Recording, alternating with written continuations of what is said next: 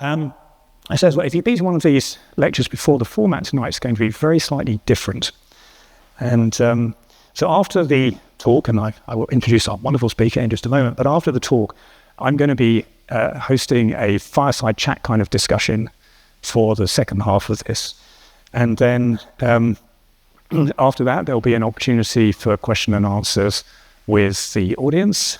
And then after that, we'll be holding a drinks reception in the old library, and I'll point you at that once we have finished. So, without further ado, I am delighted to welcome Professor Penny Endersby, who's going to be sharing with us on the topic of following the science, trust and truth in a post-truth world. Penny is a scientist, engineer, and inspirational leader who's made significant contributions to the delivery of life-saving science and services, both in defence and security, and also in weather and climate. She was appointed Chief Executive at the Met Office in 2018 and President of the European Centre for Medium Range Weather Forecast in 2023. Before joining the Met Office, she had a distinguished career at the Defence Science and Technology Lab, beginning as graduate researcher in ARMA and ending as Director of Cyber and Information and acting CTO. She studied natural sciences here at Cambridge, it's kind of the same time as me. She is now a visiting professor in the Electronics and Computer Science faculty at Southampton University and an honorary professor of physics and the environment at the University of Exeter. Penny is chair of the Dartmoor National Park Steering Group and an active member of Exeter Cathedral as their first canon scientist. So we look forward to exploring that later on as well. But Penny, delighted to have you with us.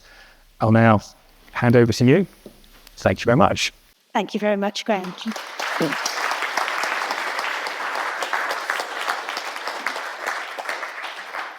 So it's lovely to be back in Cambridge, always my happy place and a long way from Exeter, so I don't get here very often. And it's unusual for me actually to speak so much in the faith domain. I'm usually talking more about aspects of weather and climate. But I will start by talking from the perspective of the Chief Executive of the Met Office. And you'll, I think, almost immediately see where I'm coming from, where I wanted to talk about trust and truth. So the Met Office is a venerable institution that's been going since Admiral Fitzroy founded it in 1854. But this purpose, which we work to, helping you make better decisions to stay safe and thrive, is absolutely intentional. It could be have the most accurate forecasts in the world or forecast weather and climate better than anyone else. But for us, it's what happens to those forecasts when they leave us that makes the difference. So if you don't get the forecast in time, or you don't understand it, or you don't trust it, or you don't know what to do even if you do get it in time and you understand it and you trust it, it hasn't actually done any good to anybody. And so we're really concerned about what people do when they receive our weather forecasts and our climate predictions and the decisions they make from whether to hang the washing out or cycle in this morning through to when do we need a new Thames barrier and all points in what should our net zero policy be and all points in between. And actually, we put in place that purpose and vision soon after I joined the Met Office. And we've been working through a 5-year strategy. And as organisations will, it's been time to update. And I'm taking a bit of a risk because we have not signed off our new 5-year strategy, which goes to the board on April the 1st, very appropriately. But we decided that with all the upheavals that have gone on in the world and all the things that are driving us to revisit our strategy, we don't see any reason to change that purpose. But we are adjusting, subject to board approval, the vision that sits underneath it. And it's a subtle change from the previous vision, but it is now delivering the most trusted weather and climate intelligence in a radically changing world. And when I was thinking about the radical change, I had 3 aspects to that, really. One part of that was about climate change and the change to our natural environment and all the implications that's going to have for us. One part was about political and geopolitical change, and obviously the last strategy was delivered for and under a Conservative government. We're all civil servants, and we knew at least we would have a new government with a new flavour of administration. But obviously there are geopolitical changes going on far beyond that.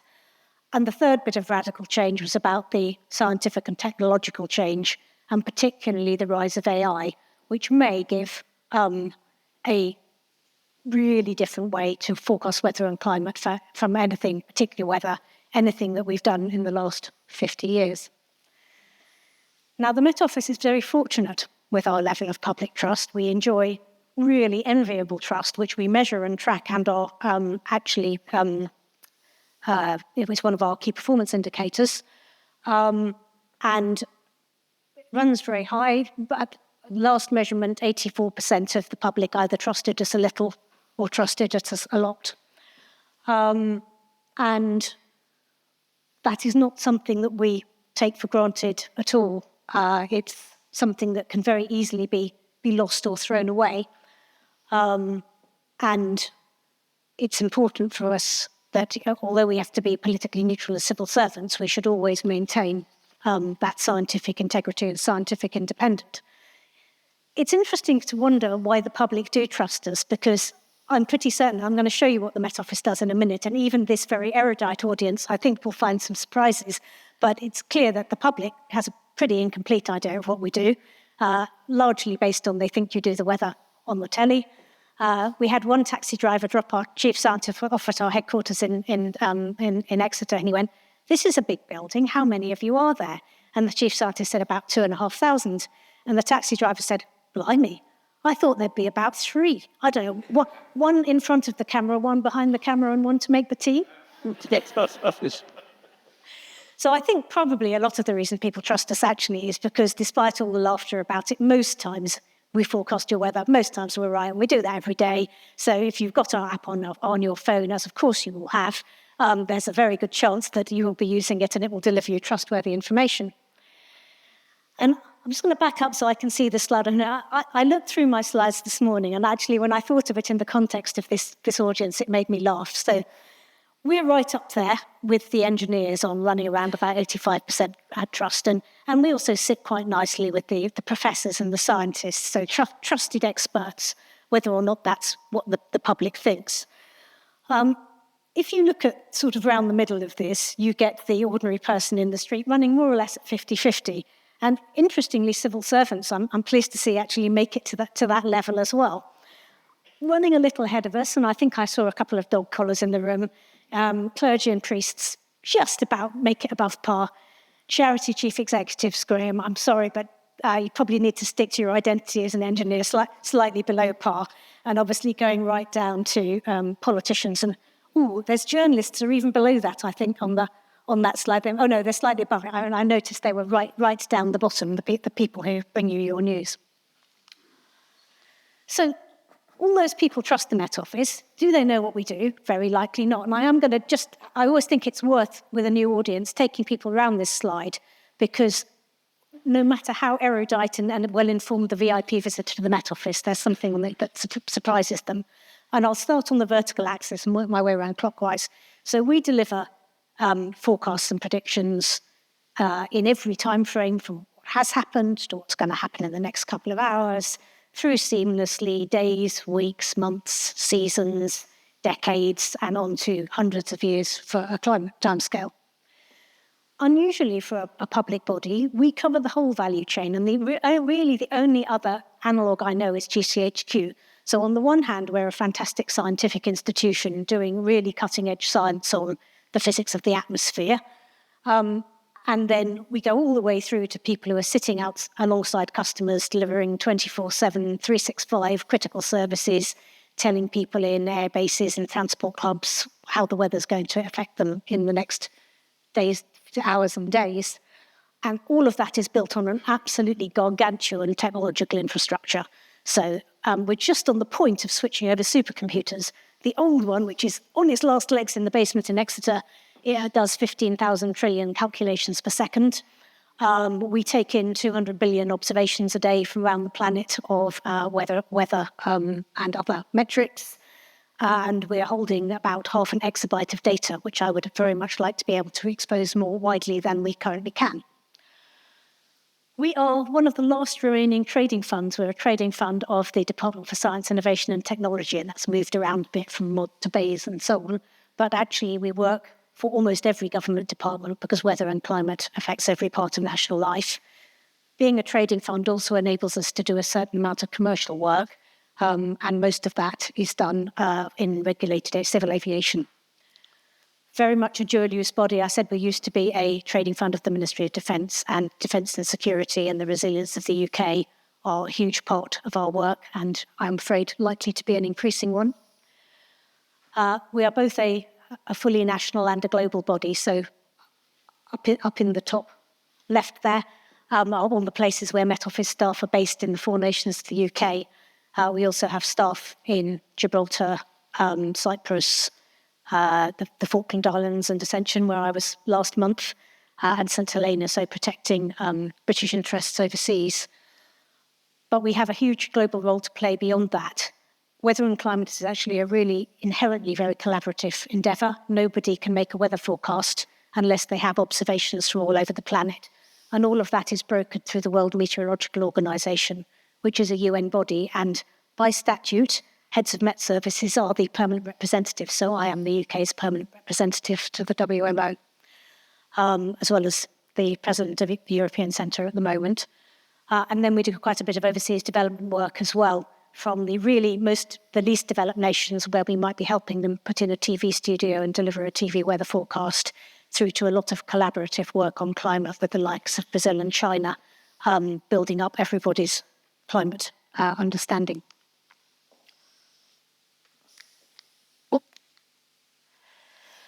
So, having looked at that, and I missed a thing, and actually I will go back to it. It's not just weather. So, as well as all the weather and climate things, we have a number of activities which are nothing to do with weather, but more to do with dispersion. So, anything that circulates in the atmosphere, you need an atmospheric global model for, from pollen to insect-borne diseases to chemical or radiological leaks. We are one of 9 volcanic ash advisory centres looking at volcanic emissions. We are responsible for the Icelandic volcanoes.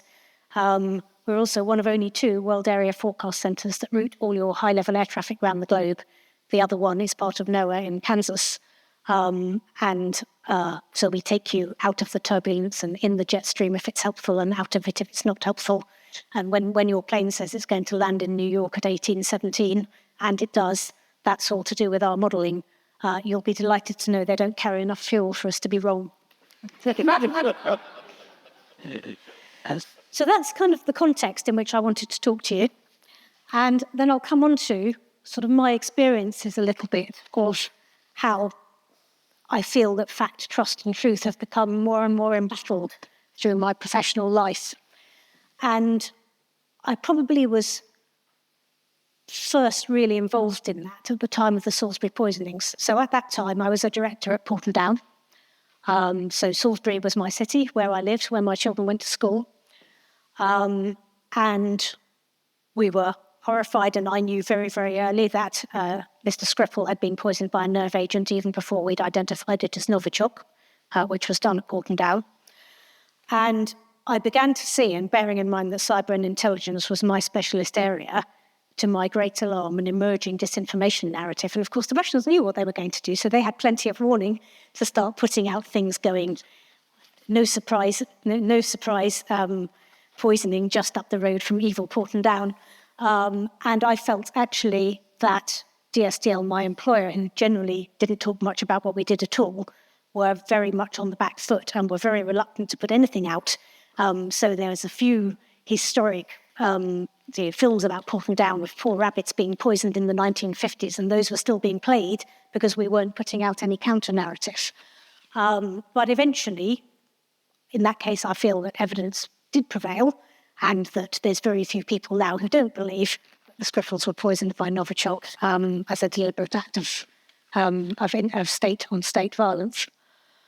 And then I moved over to take the job at the Met Office, and I applied for the job in 2018. And when I was interviewed, I said, I think my tenure at the Met Office will be the period where the ordinary person in the street begins to notice and be affected by climate change. And I was, I think, right in that. But I had this belief at the time that that would change the narrative and dispose of some of the disinformation and start people thinking, well, really, it's time we did do something about that. And it was really only when COVID took place that I began to realise what a lost cause that hope was. And I saw people choking their lives out in intensive care units, still claiming that the whole thing was a scam or hollering for ivermectin. And it seemed that once you've got really down into that entrenched position that your people believe one narrative and the opposition believes another narrative, it seems to be almost too late to rescue you from that. And I have seen with distress since that as the narrative about climate skepticism used to be about you've got the science wrong, you can't really see it, there's opposing scientific points of view.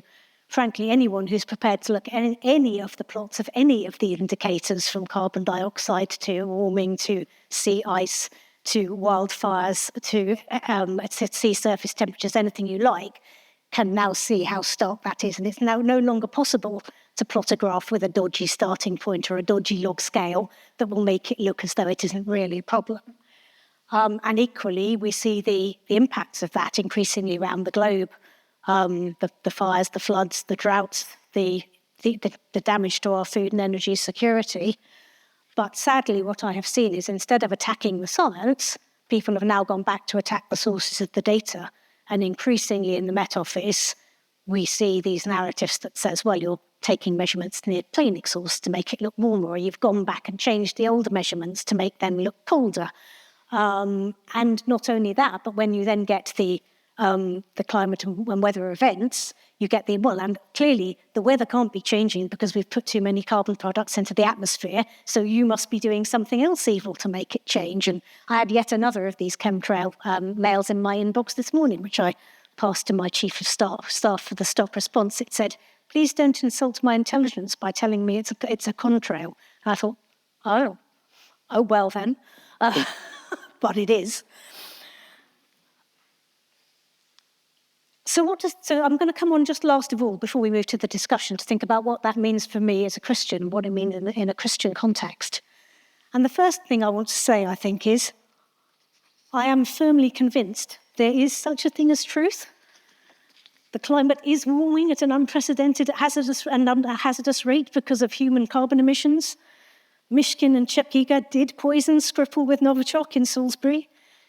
You might stand a very small chance of being harmed by your vaccine, but you're much, much more likely to be harmed by the disease your vaccine is intended to prevent. So then I think about what should our response be to some of these things? And I see that some of this is, a lot of the resistance is kind of a battle between a really strong drive for personal liberty and not being told what to do. And I see that around things like gun laws, around wearing face masks, around vaccines, around the 20-mile-an-hour speed limit. I have driven in Wales. It feels really, really slow and annoying, and it takes me 3 minutes longer to get where I'm going. But all the evidence says that the number of deaths and injuries have dropped massively. Same with clean air in London. You can see the benefit, but there's personal inconvenience. And from a Christian perspective, being a good neighbour and a good steward, I think it's perfectly clear that it is our duty to be inconvenienced by the 20-mile-an-hour speed limit and wear a face mask in places where there are vulnerable people, and adjust our personal carbon footprint as far as we can, because we have that duty to our neighbour and our duty to be good stewards of the planet. And the last thing I wanted to speak about was the speaking truth to power, and particularly how that might come across my duty as an impartial civil servant. And I will say, I believe that having an impartial, not a politicised civil servant is a very precious jewel, and I am prepared to bite my tongue about a whole range of government policies I might not agree with if it's a democratically elected government, and discharge the will of the people and the will of the government as it's put to us in requirements that are on the Met Office. But I have some red lines, and the absolute red line, which mercifully I have never been asked to cross by any government, would be about the scientific impartiality. So at the point where I'm asked to say, actually, there are counter-arguments to is the climate warming because of carbon compounds that we're putting into the atmosphere, that's the point where I've either got to resign or be sacked. But whatever, the scientific integrity and the reputation of the Met Office is such that I could not be persuaded by any democratic driver to say otherwise.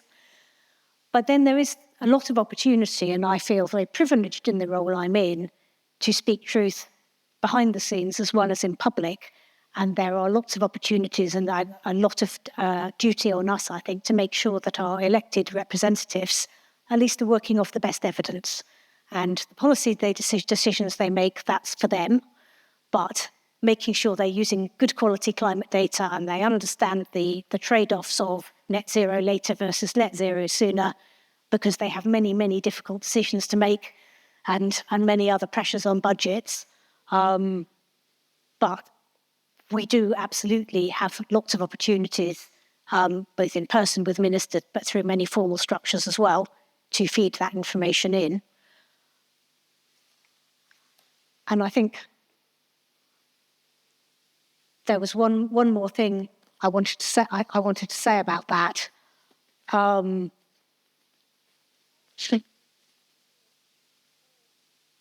And I can't remember it. So perhaps that's a good hint for me to stop. It may come back to me. It may come back to me in the fireside chat. I should have written one. Oh yes, not so much about the speaking truth to power, but about the public's difficulties in sometimes in moving beyond their personal experience. So we knew we were going to have trouble before we put it out. Last May was the warmest May on record, but it was wet and grey and not nice and sunny and horrible. You would be amazed how furious people get when they feel you're cutting across their personal experience, which was, in COVID, it was sunny and lovely, and that May must have been warmer because I have had my heating on, so you must be lying to me. And that is something I have yet to find a way around, helping people to see beyond the time they were awake and the place they were in and their personal experience and whether they were running or sitting still and whether they can, in fact, remember what the temperature was like in 3-4 years ago or 50 versus what the evidence might tell them. So thank you for your attention, and be interested to see, first of all, what Graham made of it and then what other people did. Wonderful. Well, first of all, thank you very much, Penny. Thank you so much for your thoughts that you shared there, and lots of interesting topics that we can maybe dive into a little bit deeper. But I think one place that would be good to start, if you don't mind, is just getting into going a little bit more deeper on how both weather and climate forecasts are actually produced. Now, I don't want to fall into the trap here of the taxi driver who thought there were only 3 employees at the Met Office, so I'll try and avoid that. But at the same time, I do remember, when I was a child, I was thinking about this, 20 or 30 years ago, actually probably about 40 years ago, when you'd see the weather forecasts on TV, and I remember as a child they were always putting the cloud symbol on, and this sort of little hope in my sort of 10-year-old brain that it was going to fall off, because that was always fun, and it often did. Anyway, things have moved on a lot since those days. So you've talked a little bit on that amazing chart of all the different kinds of activities that the Met Office is involved in globally.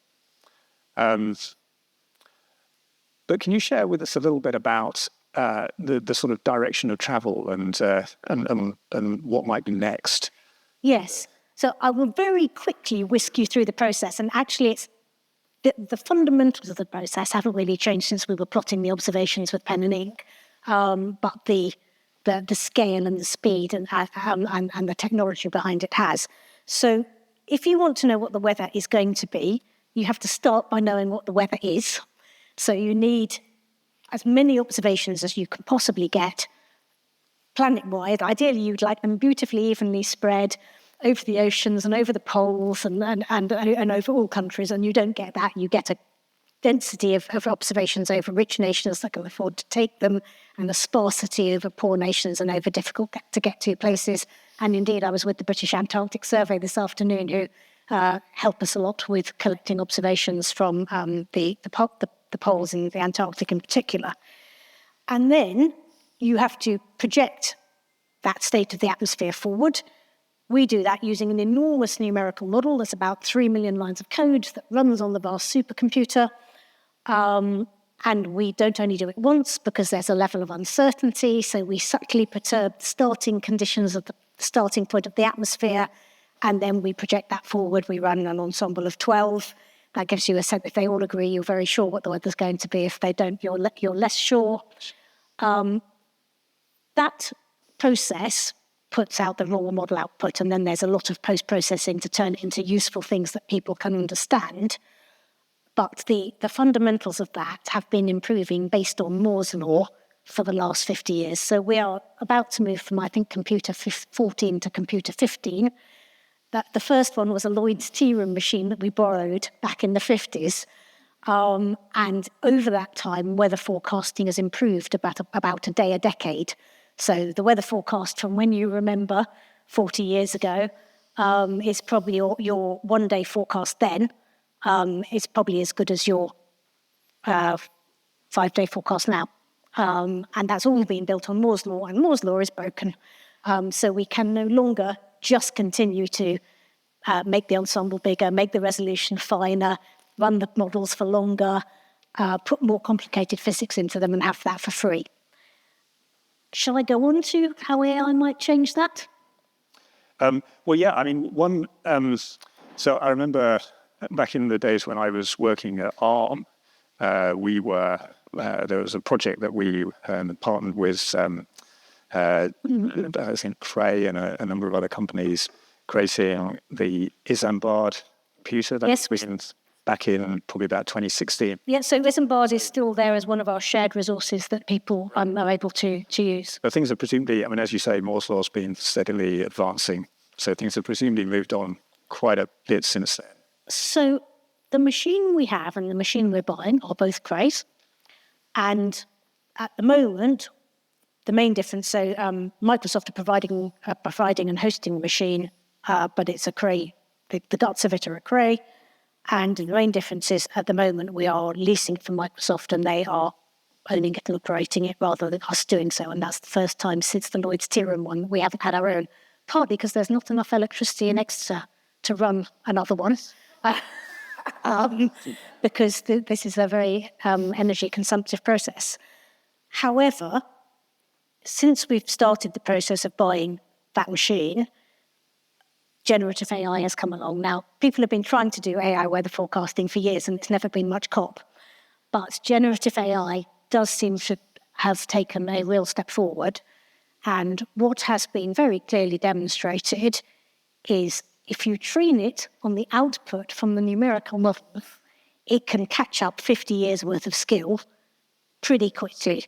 And if you optimize it for what you want it to do, it will give you at least as good a result and possibly a better result and very, very, very much quicker and cheaper once you've trained it. So why haven't I just switched off the big expensive machine and switched over to an AI model?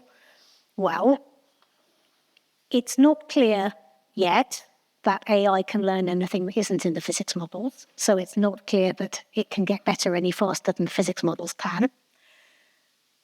AI has a tendency to blur towards the average, and in weather and climate, you're most concerned about the extremes.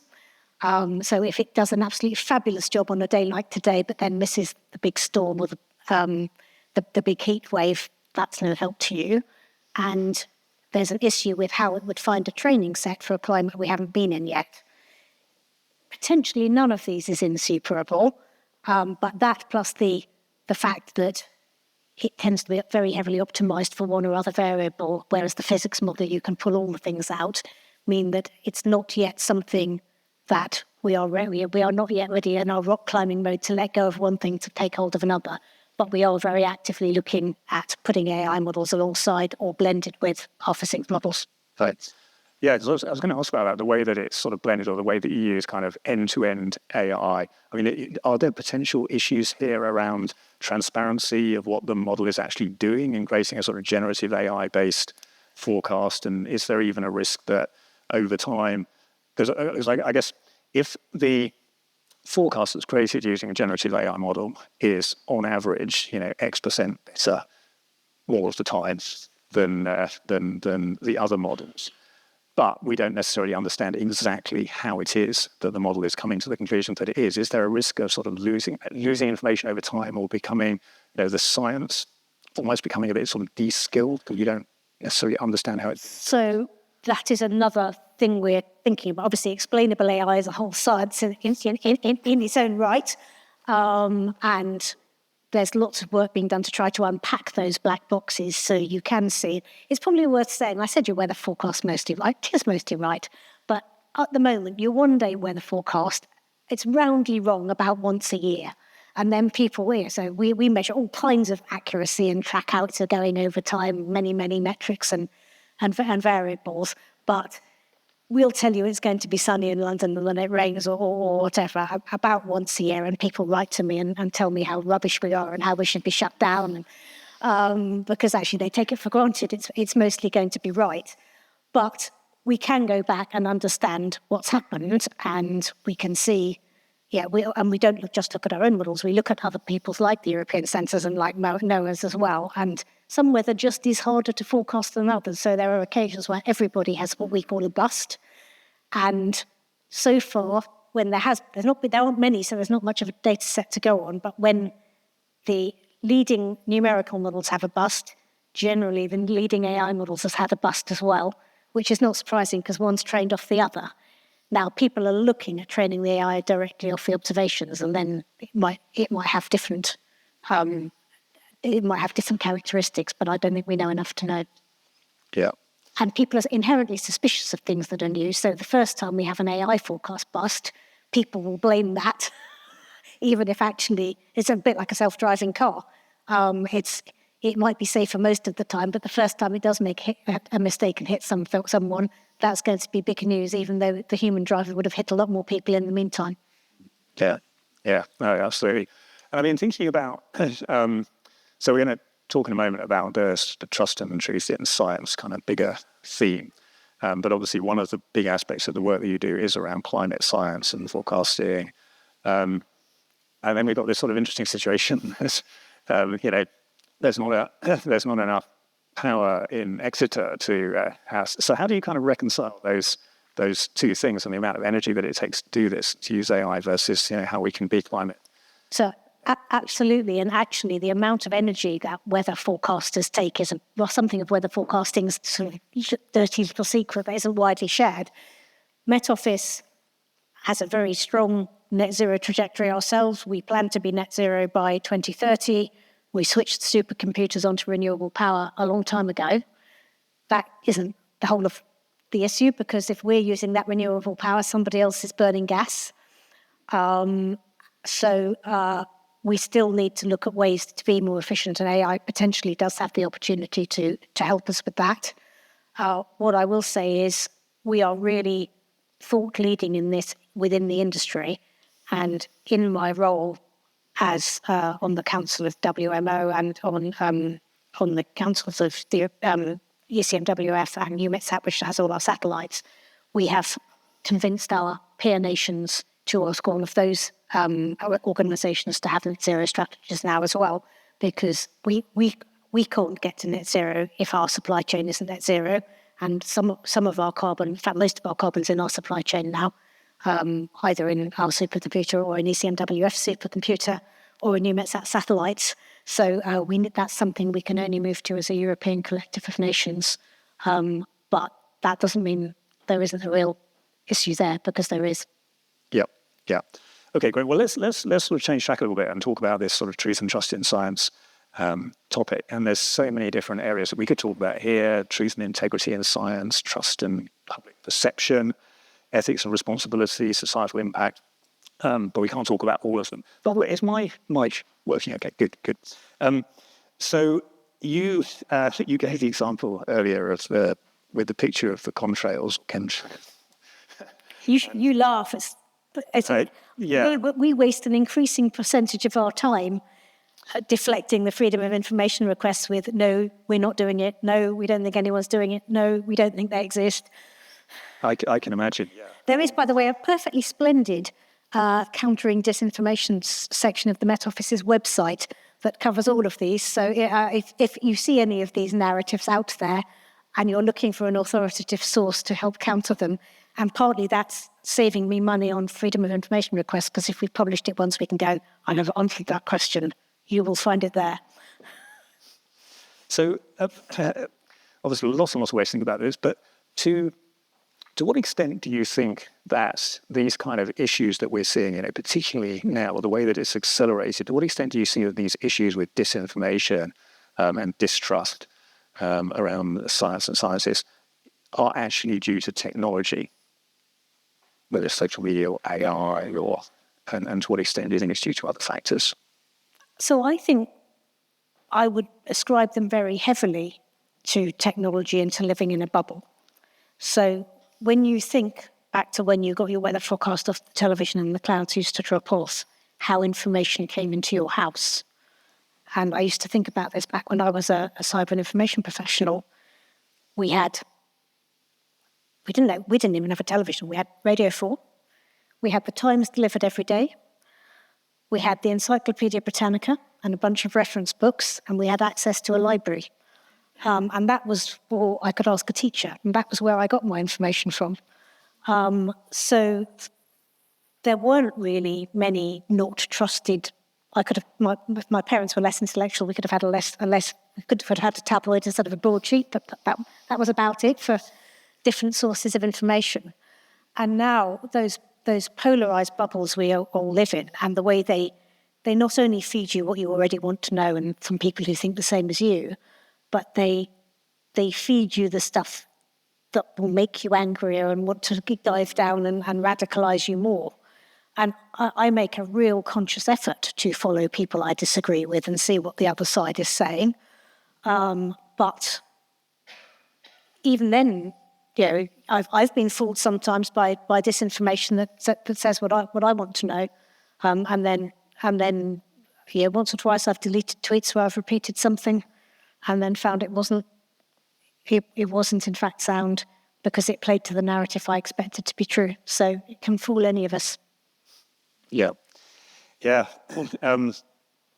So I mean, let me ask kind of, I guess, the big question, if you like. Which is how, I mean, given all of these challenges that you were talking about on your second to last and last slide, how do you think that science, or the particular parts of scientists where trust seems to have been lost, at least in the Western world to an extent, how do you think that can be regained? What part, what can we do as individuals, do you think? Gosh. Yeah. Appreciate it. It's a huge... What I will say is there's an inconsistency between what I've said about the distrust and what the public trust score says. So there's a lot of very loud voices on social media, and I notice when people send me mad letters about chemtrails, but actually most people, at least in the UK, are not at the moment believing this. And I think we have been blessed, particularly on climate change, with, until very recently, a very coherent and unpoliticized political narrative about climate change. The more the political arena fragments and takes sides, the harder that will be to sustain. But we've also done quite a bit of work. I had some really interesting conversations with the Royal National Lifeboat Institution about how they suffer not so much disinformation, they suffer hostility because they rescue refugees, and they suffer nanny state anger because they tell people to stay out of the water when it's unsafe. And they were, I think, ahead of me in my thinking of don't waste your time trying to argue. That's like saying Obama is not Kenyan. You have to put the true narratives out there and keep putting those out there and repeating what's true, not engaging with what is false. And the RNLI have they have two really clear narratives. One is we will rescue people from drowning and we don't judge how they came to be in the water. And the other is they've changed their narrative to be about respecting the water. So instead of saying don't go into the sea, which is what they might have said, they leave it to you and they say respect the water. And they also use micro-influences. So they might have people with a little RNLI badge in the corner of their ice cream van, and that they give you your ice cream, which makes you trust them because you're pleased to have your ice cream. And then they say tide's coming in. Yeah, you might want to move your kit from there, and people trust them because they think they have local knowledge and they seem like an unbiased source. So I think there are clever ways of doing this. But given this, it's really interesting because given this, there's this real challenge here because in order to, you need to be able to communicate really clearly and in a way that people can understand, etc., to help build trust. But is there a risk? I mean, a lot of the science that we're talking about, for example, if we're talking about climate science, a lot of the science is actually very complex. Is there a risk that we end up potentially losing trust because of not communicating the uncertainty about science properly? And how do you hold those two things in balance? It is really difficult. So the whole the lie can get twice around the world while the truth is putting its boots on thing undoubtedly holds true. Telling lies is really easy and quick, and you can make them very simple and in your face. And the truth is often complex and nuanced and requires details. And with some of the most pernicious disinformation we see, they definitely they pick on things that actually there is a grain of truth in. And if I'm going to rebut it, I've got to take time. And by the time, most people won't sit in a lecture like this. So by the time you've done that, you've lost it already, because there's just no, it's rubbish. Is not is not quite the answer. Happily with chemtrails, it is quite the answer. But the trying to pitch your message for different levels is something you have to do. So the world is warming is a simple message. Attribution of individual severe weather events to climate is rarely a simple message. It can be. And it's rarely on time, tends to follow afterwards. I don't think I have a really satisfactory answer, and I'd love to hear from other people, because it's something we're still grappling with. There is no easy way.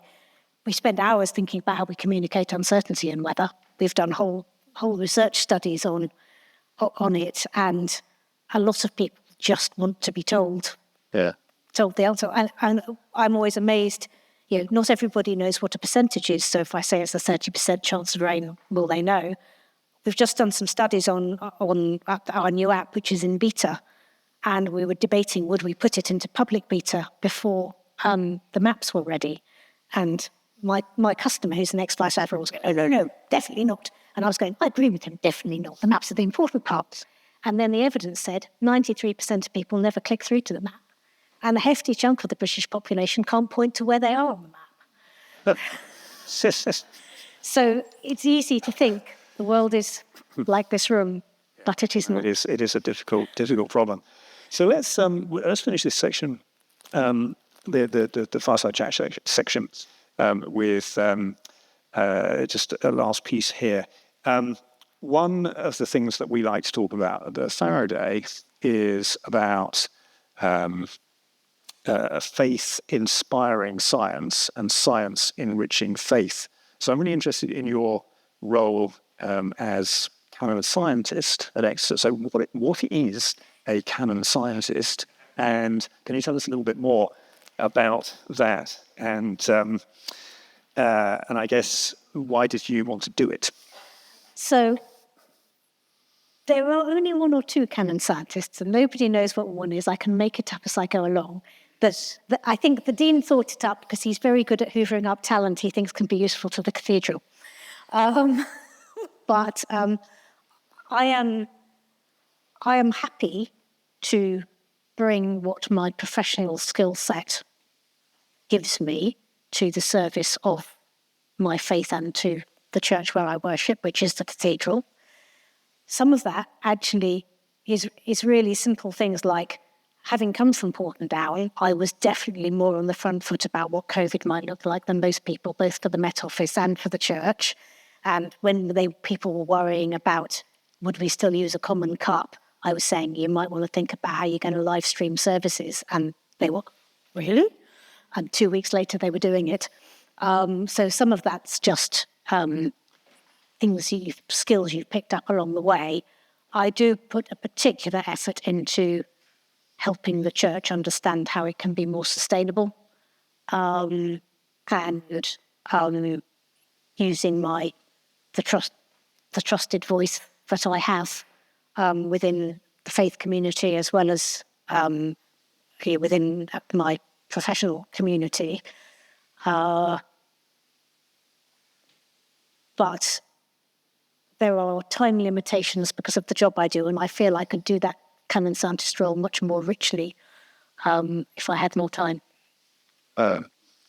Wonderful. Well, look, I think I want to make sure we've got sufficient amount of time for you to ask some questions for Penny. So let's move on to the audience Q&A section. What we're going to do for this bit, there is hopefully a microphone somewhere. And if you've got a question, please raise your hand and the microphone will then come to you. If you can wait till it comes to you so we can all hear, that would be great. So yeah, anyone has a question that they'd like to ask? Yeah, there's one in the middle, third row from back. Gillian.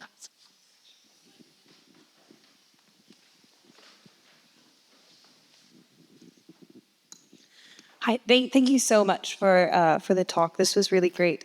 I think I just kind of a follow-up question about some of the practical implications that you kind of hinted at, because there seem to be a lot of different strategies in combating disinformation that you present, where it's one hand maybe kind of doubling down on narratives of like scientific authority and truth.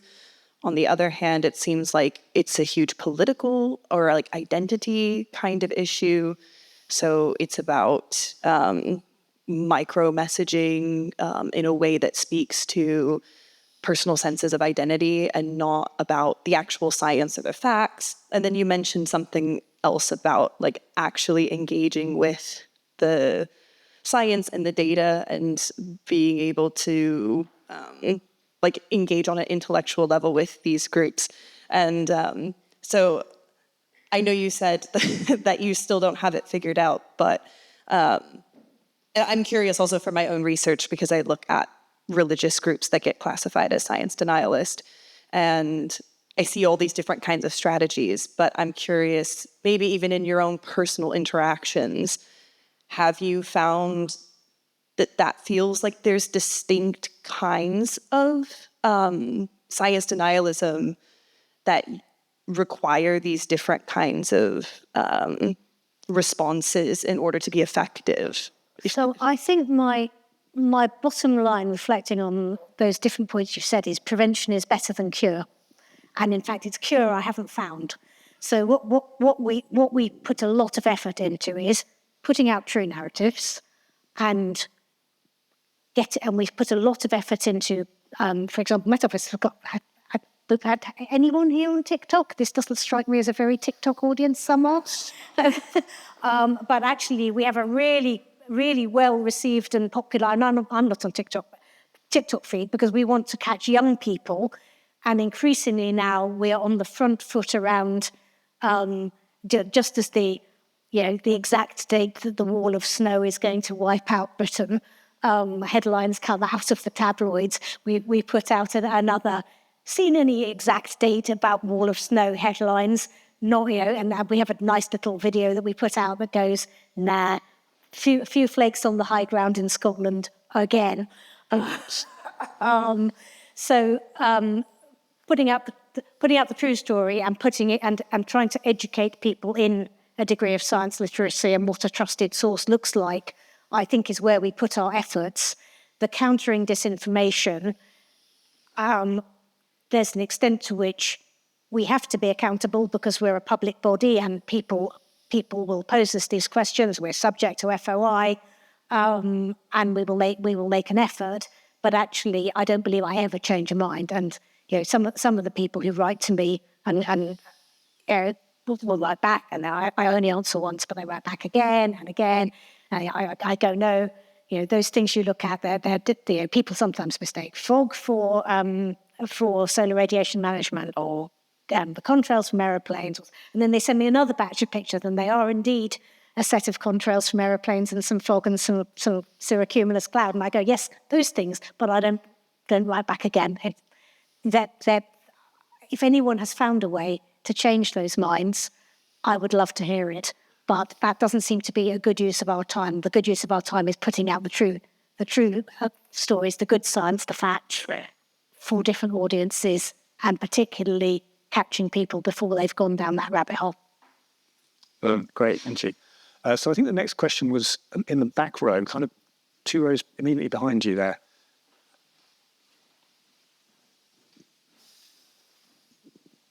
Yes, thank you for a very interesting talk. I have to apologise, I'm not a scientist. I wonder if you might briefly explain what Moore's law is. What?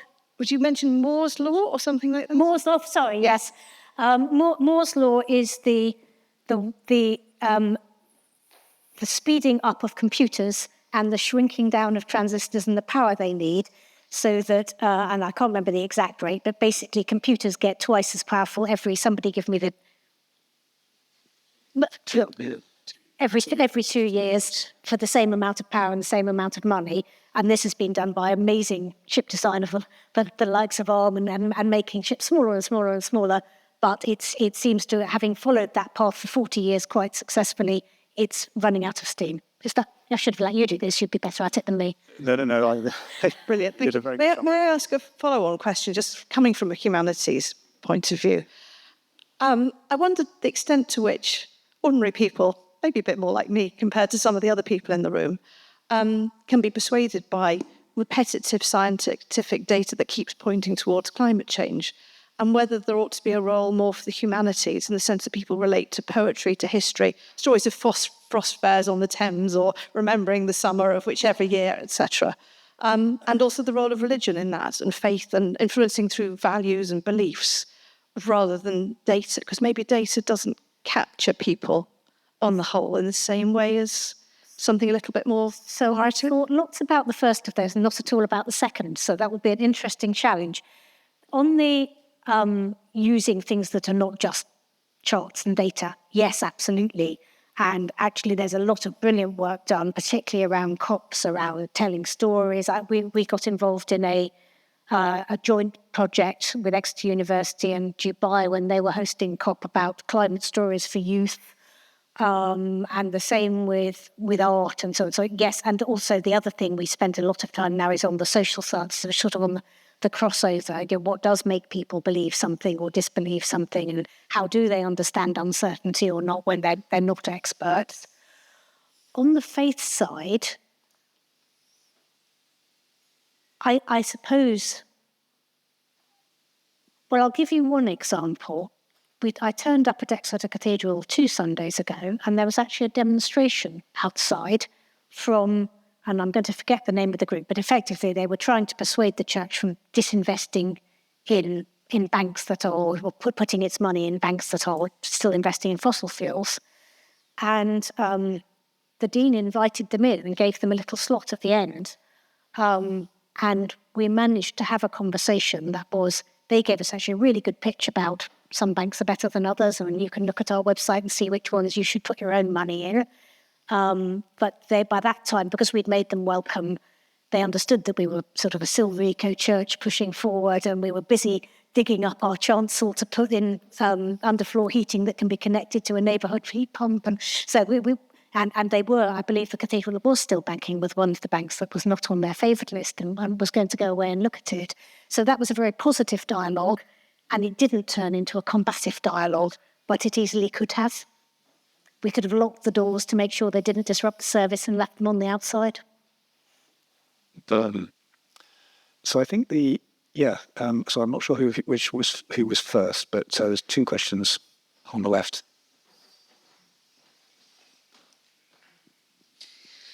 So you're sparking various reflections in me. Your very interesting talk about the relationship between trust and truth and around authority. And I think what I'm hearing is that we have lost an expectation that people will trust things that are truthful. And when you talked about the sources that people have drawn on historically, the BBC, the Times, the Teacher, these are sources of uncontested authority. And in reading I've done around trust and around how business academia thinks about trust and organisations, there are issues around competence, which might connect to questions of truth, but also around benevolence and how that is expected.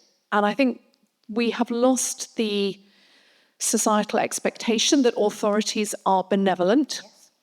So given that you have to continue sometimes to give bad news, how do you inspire trust that's based on competence and benevolence when you may not be conveying a truth that is easy to hear or comes without personal consequences?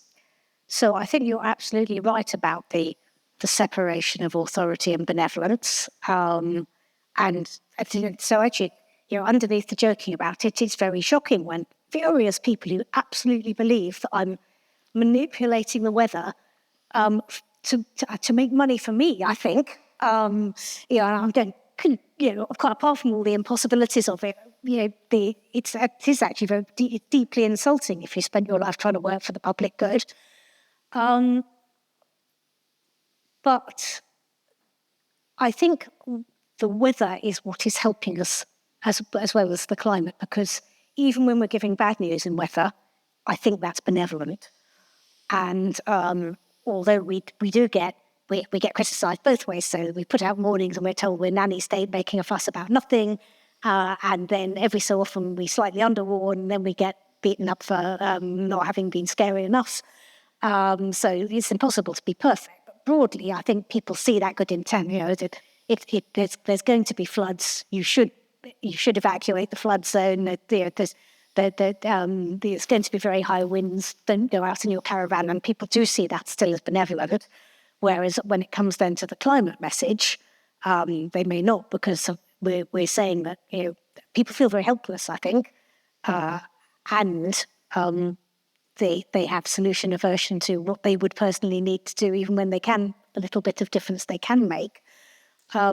So the best I can do is the weather happens on a very regular basis, and that, I think, buys us some credibility when we then say, I think back to 40-degree day, where we saw a really, really unusual and unprecedented and severe heat wave coming, and we tried very hard to convey how unprecedented that was going to be. And because we had done that attribution study in advance, it was the very first, and I think so far the only time, that the Met Office was able to say in real time, we do not believe this weather was possible in an undisrupted climate. And I think that message certainly caught on, at least when everything caught fire on the second day. Wonderful. So we are pretty much, we're at the top of the hour. I think we can just do one more question, and then we'll need to wrap it up. Thank you very, very much for your talk again. Quite a different question compared to the other ones, because we had quite a lot about the kind of climate discourse. But you mentioned AI and the way that it can, and also that these sort of holes in climate observations currently, such as Greenland, which, correct me if I'm wrong, but I think has pretty big implications in terms of predicting Greenland blockings and northern blocking patterns. But anyway, could you explain sort of how AI could help fill in some of these gaps? Yes. And also, I will say a little bit about bias in AI as well, because obviously there's a bias already in the weather forecast towards rich nations. We have better observations, and so we get better forecasts. If we train the AI on that situation, even if we level up the observations around the globe, the trained model may perpetuate some of the inequities of the situation when it was trained. There's many other ways in which AI could revolutionize weather forecasting, apart from doing a numerical weather prediction better or differently. And one way it might do would be to fill in some of those gaps. And at the moment, the World Meteorological Organization has been having a huge push on the Strategic Observations Funding Facility, I think it's called SOFT, which is trying to level up observations across the globe. And it may be that if that is successful, it will be just in time for that to be obsolete, because I could envisage a situation where what you want is ubiquitous satellite observations, which we already have, but those are validated by ground truth observations from surface and radiosonde, which you would call a weather balloon ascent. And it might be that if you have a very high quality set of observations from the desert, from the boreal forests, from the rainforest, from the poles, that's sufficient to let then AI validate the satellite models for the rest.